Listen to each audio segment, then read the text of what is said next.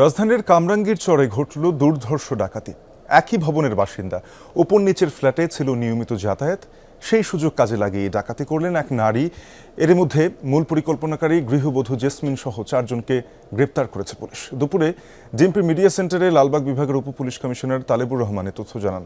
গত 18 জুলাই সন্ধ্যায় মাহাদিনগরের অ্যাডভান্স টাওয়ারে ঘটে ডাকাতি। 5ম তলার বাসা দেখার অজুহাতে একদল ডাকাত ঢুকে পড়ে। এ সময় ফ্ল্যাটে থাকা 3 নারীকে মারধর করে হাত পা বেঁধে নগদ টাকা, স্বর্ণালংকার ও মোবাইল ফোন লুট করে ডাকাতরা। তদন্তে নেমে পুলিশ জানতে পারে একই ভবনের 7ম তলার ফ্ল্যাট মালিক জেসমিন এই ডাকাতের মূল পরিকল্পনাকারী। ভুক্তভোগী পরিবারটির সঙ্গে তার নিয়মিত যোগাযোগ ছিল। সে জানতো প্রতিবেশীর বাসায় পেনশনের টাকা রয়েছে।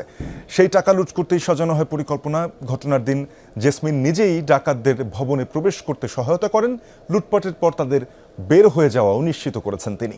এই ঘটনায় জেসমিন সহ মোট 8 জন জড়িত। বাকিদের গ্রেপ্তারে অভিযান চলছে পুলিশের।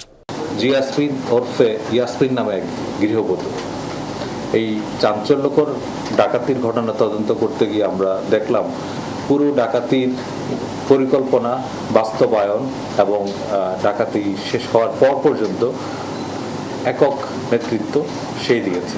তাকে আমরা আজকে সকালে তার বাসায় অভিযান পরিচালনা করে গ্রেফতার করি এবং তার বাসা থেকে নগদ 20,000 টাকা উদ্ধার করতে পেরেছি।